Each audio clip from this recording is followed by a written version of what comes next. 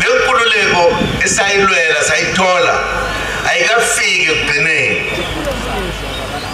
Akekho umuntu ozosithwalela yona ayifikise ekugcineni, yithi kuphela. Indlela ukufanele ukuthi senze ngayo. Ziningi izinto ebesingakayifezi sathi sizoyifeza. Ziningi izinto ezonakele. Okokuqala nje ngafisa ukukusho lelizwe lobabamkhulu izwe elaliphethwe amakhosi.